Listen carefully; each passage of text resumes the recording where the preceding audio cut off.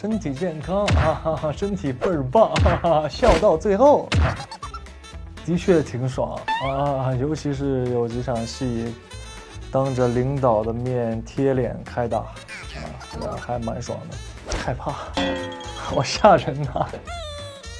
因为有很多戏我都是背景板啊，只要拍他们啊，我往那一走我就看，光看啊。Hello， 优酷的朋友们，大家好，我是白宇，我在《前途无量》中饰演的是林强。如果要给林强打3个标签的话，你会打哪3个标签呢？打不死的小强，反诈先锋啊，还有一个什么，还有个逆袭人生。反诈先锋嘛，就是这反领导的压榨嘛，还有逆袭人生，最终就这显而易见嘛，对。那打不死的小强呢？就是不断的会遇到很多事情嘛，不断的有困难啊、困境啊，遇到这些但是他会越挫越勇嘛。网友表示，剧里总是很惨的白宇终于演爽剧了，但很担心这次林强能不能活到最后且身体健康，能不能说2句让大家放心看到结局的话？身体健康啊，身体倍儿棒，笑到最后。所以第一次演这种爽文的感觉是怎样的？的确挺爽啊，尤其是有几场戏，当着领导的面贴脸开打，还蛮爽的。作为联众银行最年轻的行长，请说出林强在职场上的3个优势。年轻，比较坚守自己的内心吧。我觉得他学习能力很强。首先一开始就是他坚守自己的内心的同时，又能用很好的手段去完成，也重情重义也算，他很重情重义的一个人。我会为了你的留职而奋斗的。那劣势呢？劣势，年轻。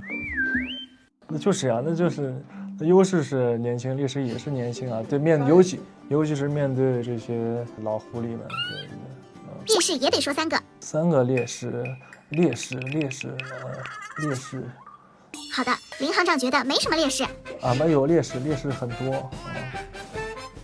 还有啥劣势？交给你们去找吧。剧中夏欣对林强的评价是专业好、不安分，是把好枪。你是怎么看待这个评价的？说的对。你觉得说的对啊？就是林强。首先你专业好嘛，对吧？你确实是有能力的嘛，你才能被别人利用。你是把好枪，但是最后可能你也会成为自己的枪嘛，不听使唤的枪。为什么一定要听使唤呢？就只要你认为你坚守的这件事是对的，那对吧？在调查问虎集团诈骗案的路上，无论是钱财、夏欣还是郑帅等人，不断有人劝林强收手放弃。你觉得有没有哪一刻他是真的想放弃了？当然有想放弃的时候，但是我觉得他最后振作起来的原因其实有很多。一是我刚才说他重情重义嘛，因为他手下还有这么一帮子人要继续工作，对吧？他也得替他们再去拼一把。2呢是他其实内心也不甘，他自己所坚守的东西，他真的就要这么轻易的去放弃吧？轻易的认怂嘛，对吧？这多种原因加在一起，我觉得最后又让他就是振作起来，说是剧里对郝伟和张家明这种职场老油条的刻画非常的生动，很多职场人看到之后都能找到身边对号入座的人。那你有吗？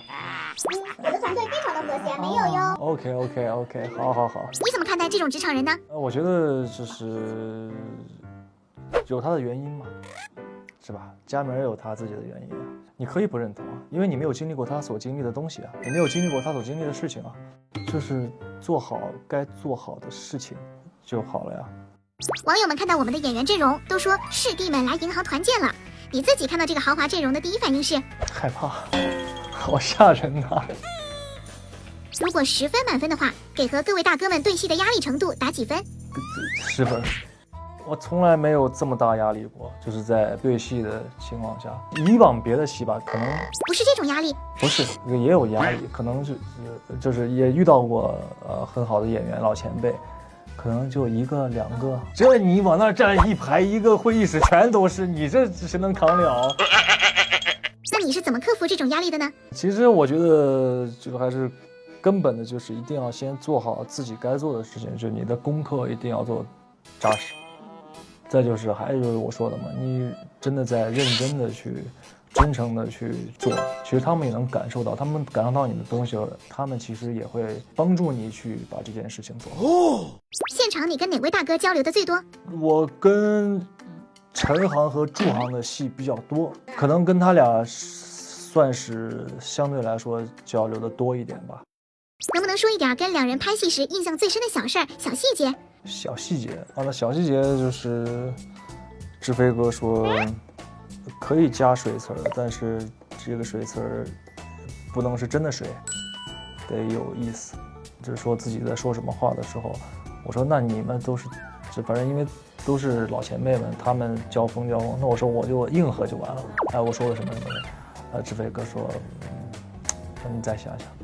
他就说你水词儿，但他不是那种给你压力的，他是真的是在帮助你，他是在帮你学习啊。对，以前没有想过这件事儿但是从那次之后，我就总会想这个事儿总会想台词拍摄时你有没有去围观大哥们拍戏？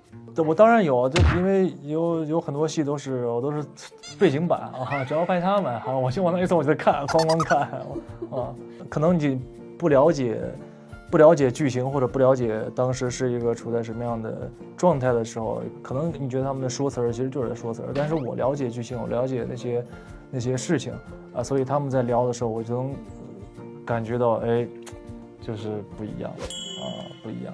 这次关于银行和金融方面的专业台词量很大，你背起来有没有难度？其实的确是有很多大段的词但是专业术语是你必须要记住的，你必须得理解它，你才能说得明白其他的词儿其实虽然说长度很长，但是你捋清这个逻辑的关系其实就还好，还行。